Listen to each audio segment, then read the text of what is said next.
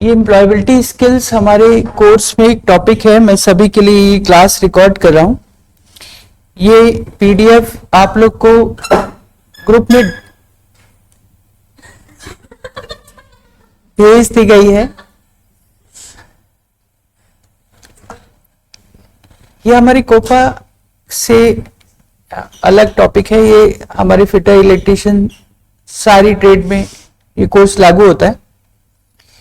इसका टॉपिक का नाम है एम्प्लॉयबिलिटी स्किल्स। जैसे कि आप नाम से देख रहे हैं कि एम्प्लॉयबिलिटी स्किल्स मतलब हम लोग कोर्स करने के बाद हमारा प्लेसमेंट कैसे होगा, तो उससे रिलेटेड हमें और किन किन चीजों की जरूरत है, उसके लिए गवर्नमेंट ने ये किताब आपके लिए बनाई है और ये सब्जेक्ट को जोड़ा है। हम पूरी तरह अच्छी तरह कोर्स करने के बाद भी प्लेसमेंट नहीं पा पाते हैं, तो हमको लगता है कि हमारा कोर्स ने हमको सपोर्ट नहीं किया, हमारे आईटीआई ने अपने को सपोर्ट नहीं किया। तो ऐसा कोई जरूरी नहीं है। कोर्स करने के साथ साथ हमें और भी चीजों की जरूरत है, वो इस चीज में समझाया गया है। तो एम्प्लॉयबिलिटी स्किल का ये किताब में यहां पर जब आप पहुंचेंगे, एक मिनट आता हूं, ये है एम्प्लॉयबिलिटी स्किल के बारे में जाने। रोजगार कौशल या एम्प्लॉयबिलिटी स्किल तीन बातों से मिलकर बना है। एक तो एम्प्लॉय एबिलिटी और स्किल्स, मतलब जॉब, किसी नौकरी या तनख्वाह लेने के बदले में काम करने को एम्प्लॉयमेंट कहते हैं, लेकिन उसको किसी कार्य को अच्छी तरीके से हम समझ पाएं और अपने कौशल को, अपने एबिलिटी को शो कर पाएं, ये उसकी स्किल्स अपने आप को रिप्रेजेंट कर पाएं। रिप्रेजेंट करने का मतलब हम इंटरव्यू नहीं दे पा रहे हैं, अपना रिज्यूम नहीं बना पा रहे हैं, जो इंस्ट्रक्शंस मिल रहे हैं आते हुए भी हम लोग उसको नहीं बोल पा रहे हैं, ये प्रॉब्लम्स है। तो इसीलिए हमको नौकरी मिल नहीं पा रही है। तो एक जो कॉमन झिझक है अपने स्टूडेंट्स के अंदर, उन चीजों को दूर करने के लिए ये टॉपिक बनाया गया है। इसमें कोई प्रोग्रामिंग नहीं है, कोई हार्ड चीज नहीं है, केवल बेसिक बातें, जो कॉमन बातें हैं, जो आज की डेट के लिए जरूरी हैं, वो इनके अंदर डिस्कशन किया गया है कि आज अब आपको और कुछ अच्छी तरह सीखने के अलावा और क्या क्या चीजों की जरूरत है जो आपको और अपने अंदर इंप्रूव करना है। तो यही हमारा एम्प्लॉयबिलिटी स्किल है। तो एक एक करके देखते हैं। ये किताब आप आराम से इत्मीनान से पढ़िएगा, हिंदी में है, और अगर आपको इंग्लिश में चाहिए तो इसका इंग्लिश वर्जन भी हमारे पास अवेलेबल है। जो स्टूडेंट हमको चाहें तो मैसेज कर सकते हैं और हम उनको इंग्लिश वाला वर्जन भी भेज देंगे। एक एक चीज डिस्कस करते हैं कि हम लोग इसमें क्या क्या अपने को सीखना है। तो एम्प्लॉयबिलिटी स्किल का परिचय, मतलब एम्प्लॉयबिलिटी स्किल है क्या, इसके अंतर्गत वो जोर दे रहा है कि आप रोजगार कौशल को समझिए कि एम्प्लॉयबिलिटी स्किल रोजगार कौशल क्या है, और ऑनलाइन आजकल उन नई नई चीजों को सीखने की कोशिश करिए। जो नई चीजें आ गई हैं, भविष्य में कामकाज कैसे हो रहा है, उसको भी जानने की जरूरत है आपको। और इसके अलावा जो नॉर्मल, जो कुछ बेसिक बातें, थोड़ा सा लॉ की जरूरत है अपने को। कहीं आप फैक्ट्री में काम करेंगे जा करके, तो उससे रिलेटेड लीगल कुछ बातें भी आज की हमको जरूरत है। तो वो टॉपिक भी इसके अंदर इंक्लूड किए गए हैं। एक टॉपिक ये संवैधानिक मूल्य नागरिकता का है, पर्यावरण का है, ये भी इसके अंदर इंक्लूड किया गया है। 21वीं सदी के नए कैरियर स्किल्स कौन से हैं, और जो ध्यान देने वाली बात है वो है बेसिक इंग्लिश कौशल। कहीं पर भी जॉब करने के लिए जाएंगे तो एक बेसिक इंग्लिश, बार बार आईटीआई की तरफ से हमारे पास कॉल आ रही है कि बच्चों को बेसिक इंग्लिश, एक नॉर्मल इंग्लिश पढ़ पाए। हम इंग्लिश प्रोफिशिएंसी की बात नहीं कर रहे हैं, वो नॉर्मल इंग्लिश पढ़ पाए, एक एप्लीकेशन लिख पाए, कोई लेटर लिख पाए, मेल कर पाए, क्योंकि आज की डेट में कोई भी चीजें बिना मेल के नहीं हो पा रही है, चैट के नहीं हो पा रही है। तो अगर आपको व्हाट्सएप पे उसको भेजना है, इंस्टाग्राम पे भेजना है या मेल करना है, तो एक बेसिक इंग्लिश आपको आना जरूरी है। इतना आना जरूरी है कि आप, अगर आपको कोई मेल भेजे तो आप पढ़ के समझ सकें कि वो किस चीज का मेल है और उसका जवाब होना क्या चाहिए। इतनी बेसिक बातें हमको जरूरी है। इसलिए कोर्स में जो बहुत ही हल्का फुल्का इंग्लिश का चैप्टर्स हैं वो भी कहा गया है, क्योंकि कई बार हमारे पास ऐसे स्टूडेंट आईटीआई के आ रहे हैं जिनका स्कूलिंग लेवल बहुत गांव की तरफ से है। यहाँ पर हमारे बहुत सारे स्टूडेंट ऐसे हो सकते हैं जिनको लगता है कि इंग्लिश बहुत ही सरल है। यहाँ पर आगे के चैप्टर्स में आप देखेंगे तो उसने ये भी समझाया हुआ है कि दिस और दैट का प्रयोग कहाँ करना है, ए और एन का प्रयोग कहाँ करना है, वॉवेल किसको कहते हैं, मतलब बहुत बेसिक टाइप की इंग्लिश। लेकिन कई बार ये देखा गया है कि उसको भी हम लोग भूल चुके हैं, या उसमें भी अगर हम गलतियां कर रहे हैं तो एक बड़े प्रोफेशनल लेवल पर हमको प्रॉब्लम आ रही है। इसलिए ये अपेक्षाएं करी गई हैं कि क्या चीजें हम अपने अंदर डेवलप करें। तो इसके दो पार्ट से एम्प्लॉयबिलिटी स्किल्स के, ये पहला पार्ट मैंने आपको भेजा है। इसमें वो आपसे कहता है कि इंग्लिश, इंटरनेट और कम्युनिकेशन स्किल, ये तीन चीजें आप डेवलप करिए। साधारण इंग्लिश, इंटरनेट आपको आना चाहिए, मेल करना आना चाहिए, आपको ये सोशल मीडिया चलाने आना चाहिए। सोशल मीडिया सब लोग चला ही रहे हैं, व्हाट्सएप चला रहे हैं, इंस्टाग्राम चला रहे हैं आज की डेट में। लेकिन क्या उनमें से कोई ऐसा भी है जो नहीं चला पा रहा है? तो ऐसा कोई स्टूडेंट ना बचे कि वो भी नहीं चला पा रहा हो। जैसे यूपीआई का प्रयोग करना, ऑनलाइन कोई ऑर्डर बुक करना। केवल ये नहीं है कि हम व्हाट्सएप बहुत अच्छी तरह चला ले रहे हैं, ऐसी भी चीज है कि हम बोलते हैं कि यूपीआई के द्वारा पेमेंट करिए, यूपीआई से फीस लीजिए, तो बोलते हैं नहीं सर हमको डर लगता है, हम नहीं कर पाते, या हमारे मोबाइल पे इंस्टॉल ही नहीं है, या हम उसको यूज ही नहीं करते हैं, या यूज करना ही नहीं चाहते हैं। एक चीज है कि हमारे पास बैंक अकाउंट नहीं है, हमारे पास वो मोबाइल नहीं है जिसको हम यूज नहीं किए आज तक, ये एक अलग मैटर है। ये हो सकता है, पॉसिबल है। कुछ परसेंटेज, ऐसा नहीं कि आप 100% लोगों के पास स्मार्टफोन है और अच्छा बैंक है, सब एक ऑपरेट कर रहे हैं इंटरनेट के साथ, नहीं है, ऐसा नहीं है। लेकिन कोई कहता है कि हम करना ही नहीं चाहते, कि हमें उस टेक्नोलॉजी से ही डर लग रहा है, तो गलत है। इसलिए वो कहते हैं कि आपको इन नई चीजों को एटलीस्ट सीखना तो पड़ेगा ही पड़ेगा, राइट। तो इसलिए ये किताब यहां पर आप बहुत धीरे धीरे पढ़िएगा इसको। तो इंग्लिश और कम्युनिकेशन स्किल, बात कैसे करनी है, कहीं खड़े हैं तो कैसे बात करनी है, ऑफिस में कैसे बात करनी है, अपने सीनियर से कैसे बात करनी है, अपने जूनियर से कैसे बात करनी है, दिस इज कॉल्ड संवाद कौशल, कम्युनिकेशन स्किल। और उससे रिलेटेड ये वाला जो चैप्टर है ये अपने कोपा के अंदर आ जाता है। ये इसके अंदर इसलिए डाला गया है क्योंकि ये किताब सारी ट्रेड के लिए जरूरी है। हमारे फिटर के लिए भी जरूरी है, इलेक्ट्रिशियन के लिए भी जरूरी है, जो कारपेंटर का कोर्स कर रहा है, जो वेल्डर का कोर्स कर रहा है उसके लिए भी जरूरी है। इसलिए उनके लिए भी ये कहा गया रहा है कि वेल्डर और जो कारपेंटर हैं, जो प्लम्बर हैं, उनको भी आज की डेट में जरूरी है कि वो थोड़ा बहुत MS वर्ड जानते हो, कि कम से कम वो एक एप्लीकेशन तो लिख सके। जब तक वो डिजिटल नहीं होंगे आज की डेट में, तब तक सरवाइव करना मुश्किल है। इसलिए हम लोग के लिए, कोपा के लिए बेनिफिट है कि हमारे लिए ये आधी किताब पड़ी हुई है। हम लोग इंटरनेट भी चला लेते हैं, हम लोग सोशल मीडिया भी चला लेते हैं, हम लोग वर्ड, एक्सेल, पावर पॉइंट भी चला लेते हैं, वो हमारे कोर्स का ही पार्ट है, राइट। लेकिन जो अदर चीजें हैं उसके लिए आपको इसमें मेहनत करनी है।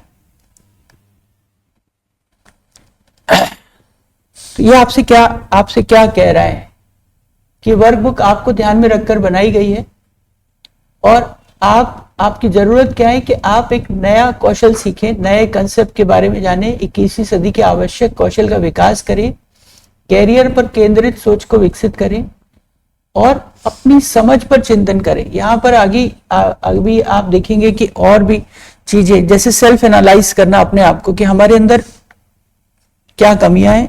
हमारी सबसे बड़ी बात है कि हमारे अंदर क्या खूबी है। सबसे पहले तो हम इस बात को जानने की कोशिश करें कि हमारे अंदर क्या खूबी है, अपनी स्ट्रेंथ को समझिए। और इसके लिए इस किताब में एक्सरसाइजेस भी दी हुई है। जब आप इसको देखें, आराम से धीरे धीरे पढ़िएगा और उसके बाद प्रैक्टिस भी करिएगा।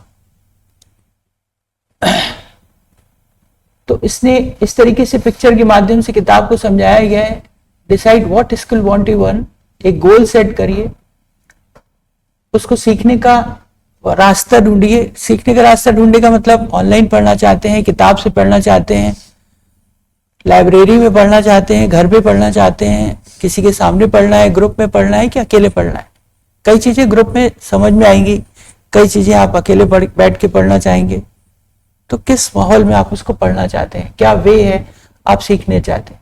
अब मुझे इंग्लिश बोलने की प्रैक्टिस करनी है तो मुझे कोई ना कोई ऐसा भी चाहिए जिससे मैं बात कर सकूं, तभी हो पाएगा, ऐसे नहीं हो पाएगा। तो कोई कभी कभी टीम का भी जरूरत है। तो अच्छी तरह बात करना, अच्छी तरह सुनना, अपनी टीम के सहकर्मियों का सम्मान करें, मिलजुल करके कैसे काम करें, जिम्मेदारी लेने की चीज, पहल करने की कोशिश, समस्याओं को हल करने के लिए अपनी समझ का उपयोग करते रहना और दिन पे दिन नई चीजें सीखने की कोशिश करना, ये आपसे अपेक्षा करी जाती है। अब इसमें ऐसा कुछ भी नहीं है कि वो आपको पढ़ने के लिए कह रहा है।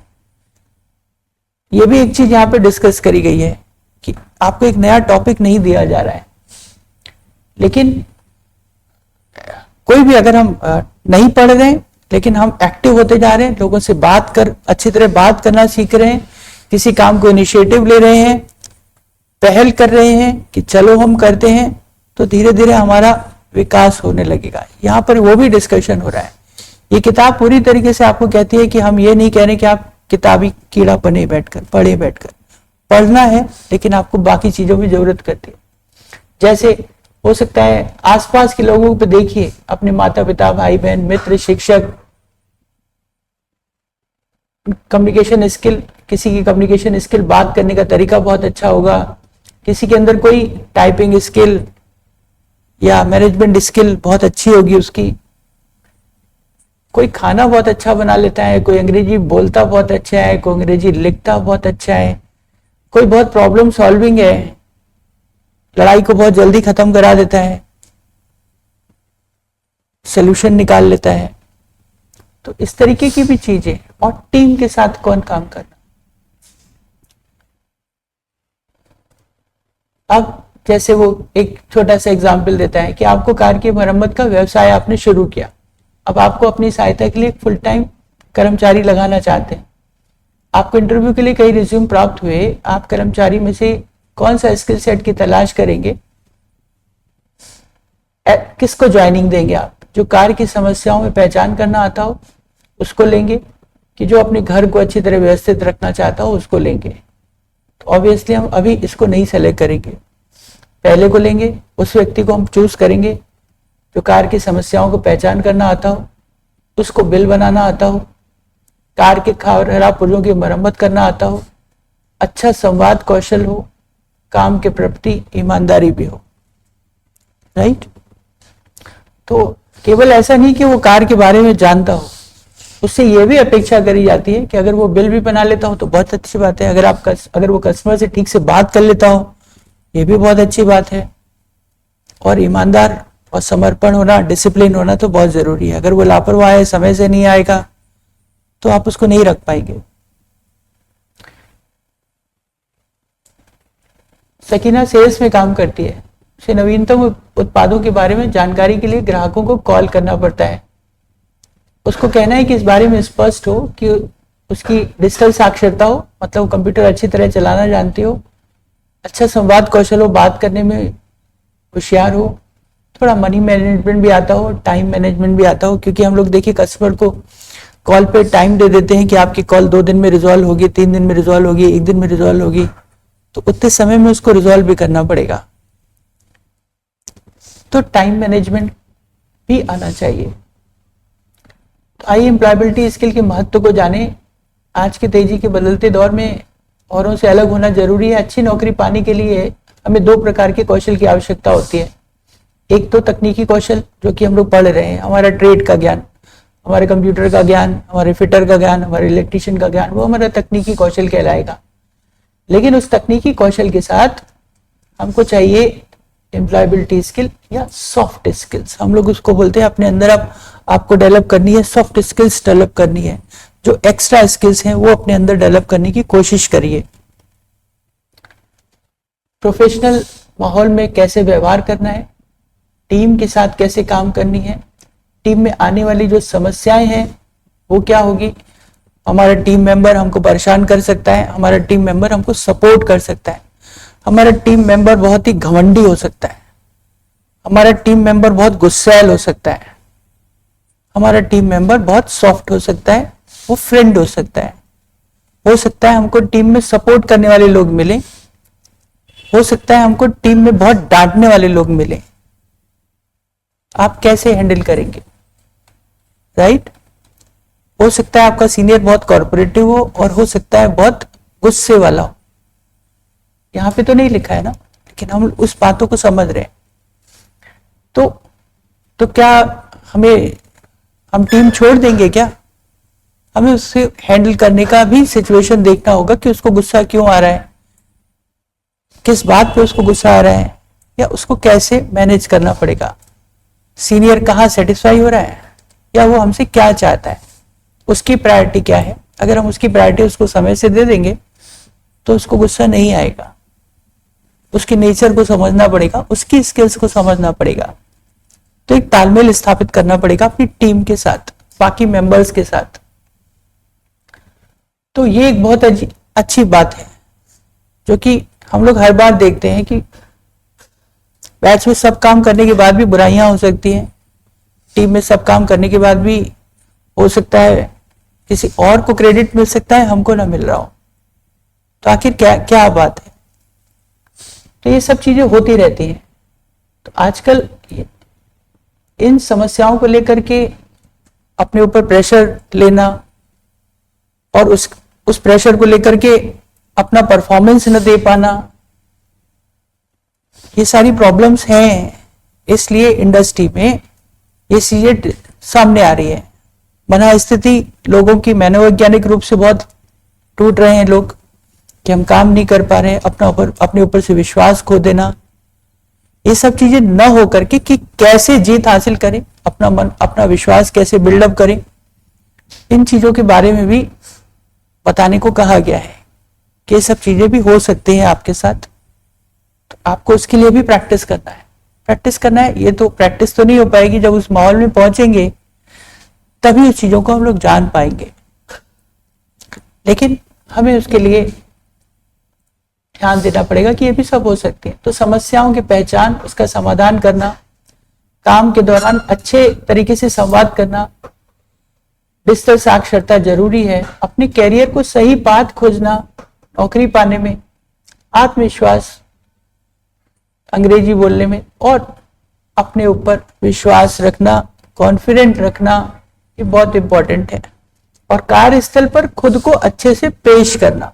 सबसे बड़ी बात है कि हम जानते तो हैं, हमें आता तो है, हम कह नहीं पा रहे, हम बोल नहीं पा रहे, हम उस समय नहीं कह पा रहे जिस समय हमसे पूछा जा रहा है।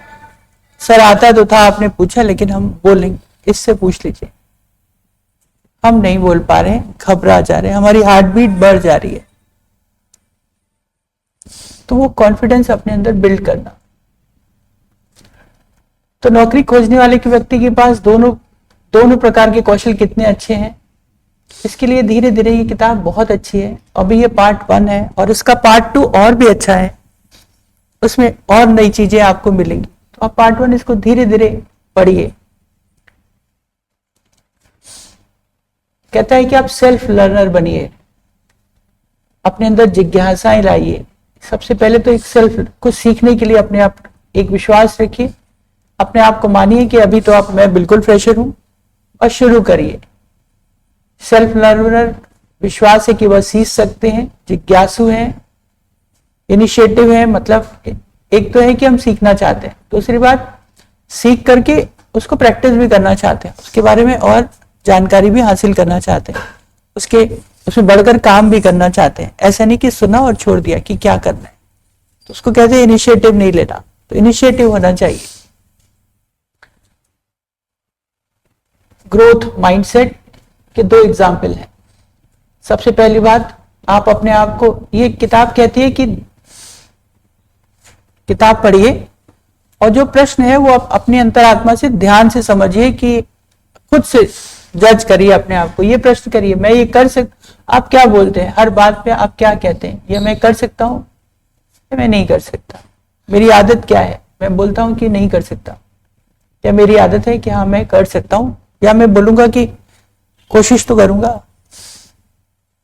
कोशिश होगी तो गलतियां तो स्वाभाविक बात है, एक तो डर है हमारे अंदर, नहीं नहीं भैया नहीं होगा, गलतियां तो हम नहीं करेंगे, गलती होगी तो डांट पड़ेगी, फेल हो जाएंगे, इसलिए हम करेंगे ही नहीं, क्योंकि हमें लगता है कि हमें करना ही नहीं है।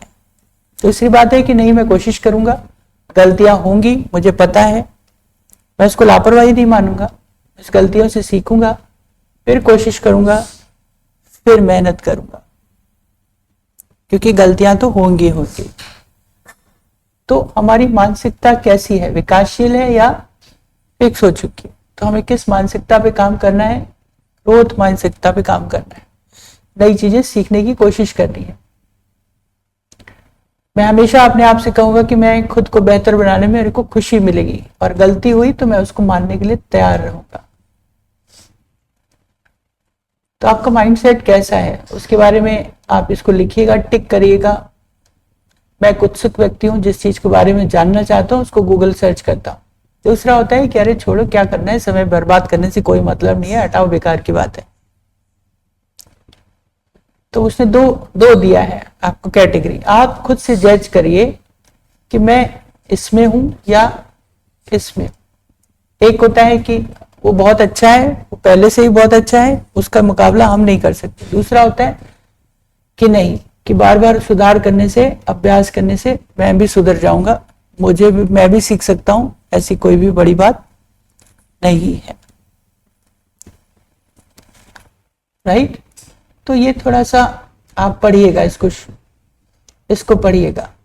तो आपको ये कहता है कि 3 प्रमुख कौशल जो आप पढ़ना चाहते हैं, तो आपसे वो बार बार कह रहा है कि डिजिटल कौशल आप जाएं, कैरियर से रिलेटेड आप जाएं, अभी पैसे मत खर्च करें, कम पैसे में ज्यादा से ज्यादा पढ़ने की कोशिश करें। आपके पास बहुत सारे रिसोर्सेज हैं, ई लर्निंग से सीखिए, थोड़ा सा समय निकालिए और नई चीजों को गौर करिए। यहाँ पर कुछ वेबसाइट्स दी हुई हैं, ये भारत स्किल और एम्प्लॉयबिलिटी स्किल, ये दोनों हमारे लिए बहुत अच्छी वेबसाइट्स हैं, इन पर आप अपने खोलिएगा। और चलते, एक सेकेंड चलता हूं, इस पर वापस आएंगे अभी हम लोग। पहले इधर आ जाइए,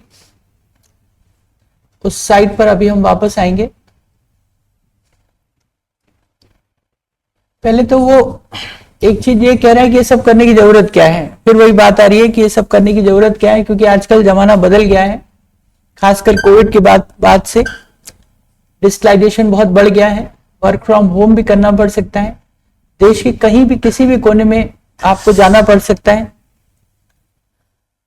इसके लिए नई नई चीजें भी आ रही हैं, हरित क्रांति, ग्रीन जॉब्स आ रही हैं। आजकल जो पुराने ट्रेडिशनल मेथड्स हैं उनको हटा करके नए तरीके से जॉब करने की भी आपको कोशिश करनी चाहिए। एग्जाम्पल वो देता है कि उबेर, ओला, जोमेटो, बिग बास्केट, स्विगी, ये सब दिन पे दिन इस नए तरीके के जॉब्स प्रोवाइड कर रहे हैं, काम करने का तरीका बदल रहे हैं, ट्रेडिशनल जॉब्स खत्म हो रहे हैं, नए तरीके के जॉब्स सामने आ रहे हैं। तो हमको भी उन्हीं नए तरीकों में काम करने की आदत डालनी पड़ेगी।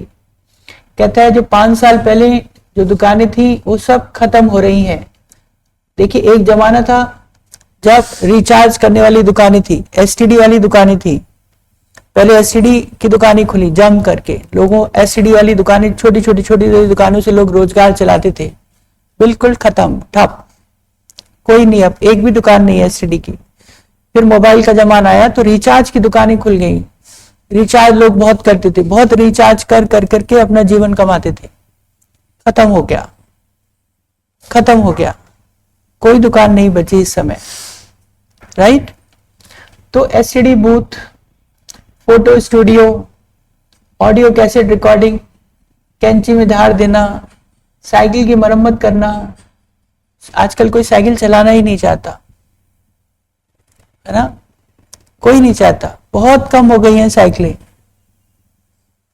तो उसी हिसाब से उसकी मरम्मत की दुकानें भी कम हो गई। अब मोबाइल शॉप हर जगह, आपको हर 10 कदम की दूरी पर मोबाइल शॉप मिल जाएगी, साइकिल मरम्मत करने वाली दुकानें तो गायब ही हैं, क्योंकि साइकिल ही नहीं है।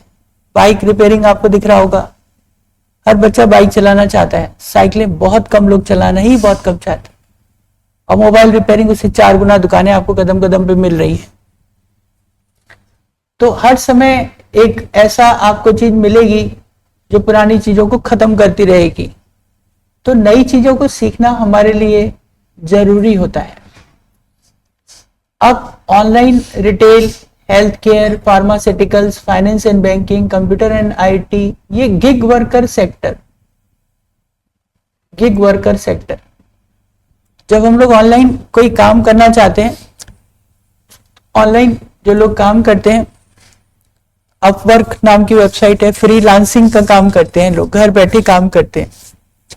फ्रीलांसिंग में होता है कि हम लोग नेट से ही अपनी प्रोफाइल बना लेते हैं और नेट से ऑर्डर लेना चाहते हैं, तो उसको फ्रीलांसिंग कहते हैं।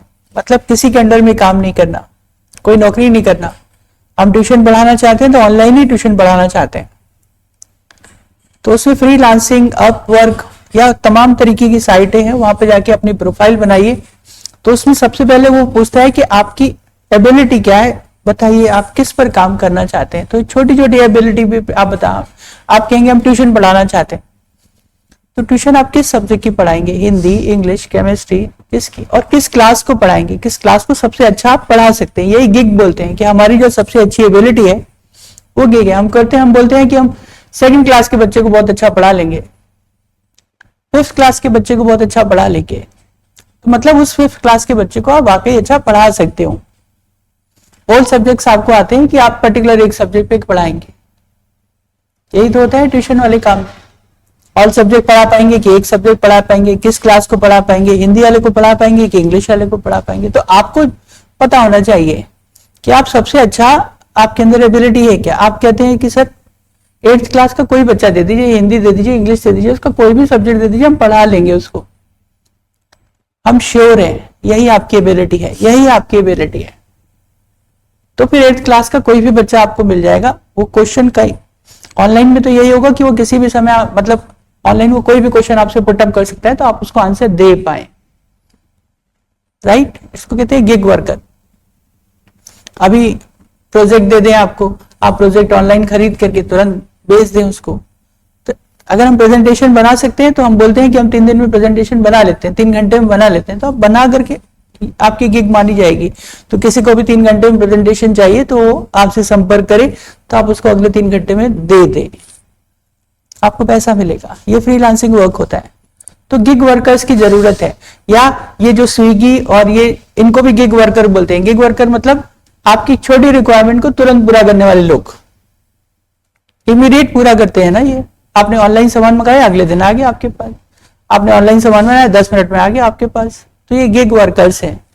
आपके लिए बर्गर लेके आ रहे हैं, आपके लिए खाना लेके आ रहे हैं, आपके लिए गाड़ी लेके आ रहे हैं, ओला चला रहे हैं, ये गिग वर्कर हैं। तो गिग वर्कर मतलब फील्ड पे भी काम कर सकते हैं और गिग वर्कर कंप्यूटर पे भी काम कर सकते हैं। तो आज का जमाना गिग वर्कर वाला हो गया है। ऑनलाइन शिक्षा, परिवहन शिक्षा, कैटरिंग, किसी की टिकट नहीं बुक हो रही है, कोई टिकट नहीं बुक कर पा रहा है, हमको पैसा चाहिए, हम बैंक से नहीं निकाल पा रहे, तो बोलते हैं जाओ कैफे से निकाल लाओ। तो कैफे वाला गिग वर्कर है। वो क्या कर रहा है, आपके पैसे आपके बैंक अकाउंट से निकाल के उसने आपको दे दिए, बदले में उसको जो भी कमीशन मिल रहा था 10-20 रुपए उसने कमा लिया, राइट। तो उसने आपकी इमीडिएट हेल्प करी, this is called gig worker. तो ये भी सब जॉब अवेलेबल है आज की डेट। इसी के बारे में ये किताब आपसे कहती है कि आप इन सब के बारे में जानकारी हासिल करें। 21वीं सदी के कौशल, आज अब आपको बुनियादी साक्षरता जरूरी है। बुनियादी साक्षरता में आपके पढ़ने लिखने का कौशल, आपकी न्यूमेरिक, अंक साक्षरता, साइंटिफिक लिटरेसी, आईटी लिटरेसी, थोड़ा सा फाइनेंस के बारे में, और सोशल और कल्चर होना तो बहुत जरूरी है। ये बुनियादी बातें। लेकिन उसके साथ साथ critical thinking, creativity, communication, collaboration, ये भी जरूरत है। और आपका कैरेक्टर क्वालिटीज, सबसे बड़ी बात है कि आप नई चीजों को सीखना भी चाहते हैं कि नहीं चाहते हैं। क्यूरियोसिटी भी है कि अंदर, आपके अंदर जिज्ञासाएं आपके अंदर हमेशा आज की डेट में बनी हो कि आप हर समय सोचें कि नई चीज कैसे पढ़ें, उसके लिए पहल करें। और ये एक बहुत इंपॉर्टेंट है, ये क्या कहना चाहता है, धैर्य, पेशेंस। पता लगे हम इमीडिएट रिजल्ट चाहते हैं हमने पढ़ा और हम चाहते हैं कल पैसे कमा ले, अरे यार इससे कुछ हो तो रहा नहीं है। तो पेशेंस रखना है, इंतजार भी करना पड़ेगा आपको। ऐसा भी नहीं कि तुरंत करेंगे और तुरंत हो जाएगा, आज प्रोफाइल बनाए कल ऑर्डर मिल जाए, ऐसा तो नहीं होगा ना। हम गिग वर्कर बने, हमने देखा कि हाँ गिग वर्कर वो बहुत अच्छा कमा रहा है और फटाक से हमने भी गिग वर्कर बन गया हम, और हम भी ये चाहें कि हम तुरंत ऑर्डर हमको मिल जाए। नहीं मिला तो हम तुरंत उदास हो गया, अरे ये काम बहुत बेकार है, इसमें तो कुछ नहीं हो रहा है। तो वो भी नहीं, आपको भी पेशेंस रखना पड़ेगा अपना बिजनेस डेवलप करने के लिए। तो ये सर, ये जो तीसरा वाला चैप्टर आपको कह रहा है, ये किताब आपको बार बार कह रही है कि इस पर ध्यान दीजिए। एक वो थोड़ा सा ये आपसे अभी वो पर्सनल राय ले रहा है कि आप अपने आप को जाने कि इस समय इस किताब को शुरू होने से पहले, इस प्रैक्टिस को शुरू करने से पहले आप बताएं कि आप अभी आप कितना कॉन्फिडेंट हैं, कि आपकी कम्युनिकेशन स्किल कितनी है। अपने आप से जज करिए, आप लोगों से बात कर पाते हैं, पार्टी में गए, जाते भी हैं कि नहीं जाते हैं, पार्टी में जाने से आपको हिचक तो नहीं होती है, राइट? होती है, हम इस एज में हैं कि हमको बहुत हिचक होती है, हमें मन ही नहीं करता, अरे कौन जाएगा, पता नहीं वहां कोई पहचानता तो है नहीं, हमको बोर हो जाएंगे। किसी अनजानी पार्टी में हम नहीं जाते ना, डर लगता है, बड़े बड़े लोग, वहां कौन पहचानता होगा पापा हमको, हमें कहाँ ले जा रहे हो तुम, क्या करेंगे हम जाकर, बहुत घबराहट होती है, वहां जाके बिल्कुल बोर हो जाते हैं, और उस बोर होने की वजह से जाते ही नहीं है, होता है ना। वो एक डर है, एज का ही डर है, स्वाभाविक बात है। लेकिन जैसे हम जाते हैं, मिलते हैं, हंस के मिलते हैं, कभी कभी लोगों का प्यार मिलता है, तो हम धीरे धीरे खिल जाते हैं ना, धीरे धीरे प्रैक्टिस होती है।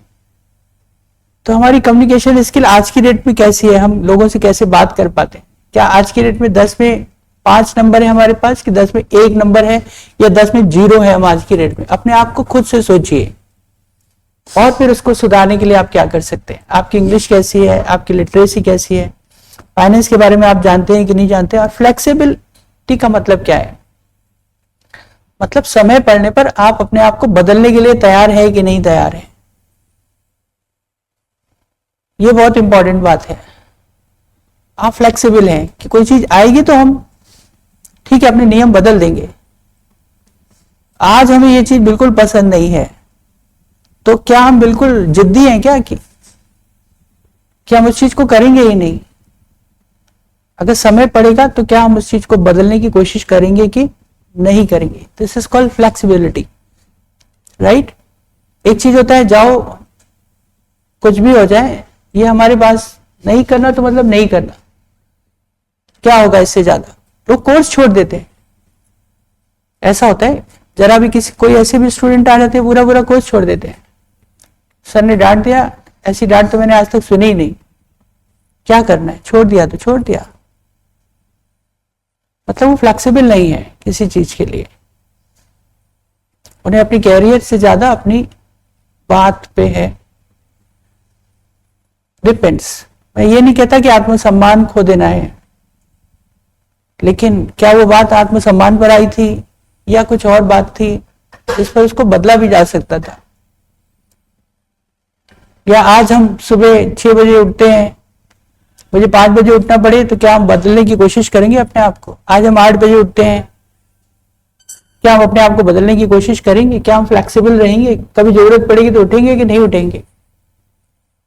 हम बोलते हैं रात में नींद ही नहीं आती, 2 बजे पहले हम सोते ही नहीं है। तो अगर अगले दिन 6 बजे क्लास होगी तो मुझे 10 बजे सोना पड़ेगा, तभी हम 6 बजे उठ पाएंगे। इसको फ्लेक्सिबिलिटी। तो क्या हम फ्लेक्सिबल हैं? जरूरत पड़ने पर बदलते हैं कि नहीं बदलते, या बिल्कुल जिद हो जाती है हमारे अंदर? तो कभी कभी फ्लेक्सिबल होना पड़ता है, और क्रिएटिव तो बनना ही पड़ेगा। तो आराम से पढ़िए इस किताब को, जितना आगे तक जा पाए, और कुछ चीजें वो आपसे बोलता है, सोशल मीडिया पे झूठी फिक्र न फैलाएं, सच बोलें, मतलब नैतिक की बात है, सच बोलना चाहिए। किसी को धमकाएं नहीं, मारे नहीं, चोट नहीं, यातायात नियमों का पालन करें, अपने मोहल्ले को साफ सुथरा रखे। आप बोलेंगे सर इस सब का कोर्स से क्या मतलब है, मोहल्ला साफ करने से मुझे नौकरी मिल जाएगी क्या, है ना। आप बोले हैं मोहल्ला साफ करिए, इससे मुझे नौकरी मिल जाएगी, नहीं, मोहल्ला साफ करने से नौकरी नहीं मिलेगी, लेकिन एक आदत पड़ेगी, एक हम सुधर रहे होंगे। अगर मोहल्ला साफ करे होंगे तो हम डिसिप्लिन बन रहे होंगे, हमारे अंदर भी कुछ आदतें डेवलप हो रही होंगी। हम अपने घर से शुरुआत करेंगे, कूड़ा कूड़ेदान में फेंकेंगे, आसपास साफ रखेंगे, लोगों को बोलेंगे, तो हम भी कहीं ना कहीं डिसिप्लिन हो रहे होंगे। एक हमारे अंदर भी एक सिविक नैतिक जिम्मेदारी आ रही होगी कि हम कूड़ा न फेंके। तो आपको ये नहीं कह रहा है कि आप मोहल्ले की झाड़ू उठा करके सफाई अभियान में जुट जाइए, ऐसा नहीं कह रहा है वो आपसे, है ना। तो एक अच्छा नागरिक बनने की कोशिश करी जा रही है कि ये भी चीजें जरूरी है। आप देखिए, जो कोई भी घर के अंकल हैं या अड़ोस पड़ोस के लोग हैं, अपना घर बहुत साफ रखते हैं, तो हमें भी अच्छा लगता है कि हाँ वो बहुत अच्छे हैं, साफ रखते हैं, वो कुछ नहीं कर रहे हैं, वो अपने घर के आसपास को साफ रख रहे हैं, तो हमें कहीं ना कहीं अच्छा लगता है कि हाँ वो ठीक ठाक है, साफ सुथरे रहते हैं, खुद भी साफ रहते हैं, घर को भी साफ रखते हैं, कूड़ा उधर उधर नहीं फेंकते। तो हमें इससे और कोई मतलब नहीं है, लेकिन उनकी ये चीज हमको अच्छी लगती है। तो एक अच्छा व्यक्ति बनने के लिए वो आपसे कहता है कि इन चीजों को भी, केवल टेक्निकल चीजों की जरूरत आज की डेट में नहीं है। आप दूसरे तरीके से भी अपने धर्म का सम्मान करने से, मंदिर जाने से, या जो भी कुछ है, इन चीजों को भी आप अपने अंदर धीरे धीरे लाइए। तो मैं इसको अभी इतने पर ही रोकता हूं। आप इस किताब को पढ़ना स्टार्ट करिए धीरे धीरे, बीच बीच में हम लोग इसको डिस्कस करते रहेंगे। फर्स्ट पार्ट खत्म होने के बाद, फर्स्ट पार्ट में ऐसे ही बातें हैं, सेकंड पार्ट के क्वेश्चंस आगे जाकर अभी आप जो चैप्टर्स पहुंचेंगे वहां के क्वेश्चंस आएंगे। इसका भी एक सेपरेट पेपर होगा, 25 नंबर का एक क्वेश्चन है। तो 50 नंबर हमारी टेट थ्योरी से आएंगे और 50 क्वेश्चन टेट थ्योरी से आएंगे, 25 क्वेश्चन इससे आएंगे, क्योंकि बहुत सरल होंगे। ओके।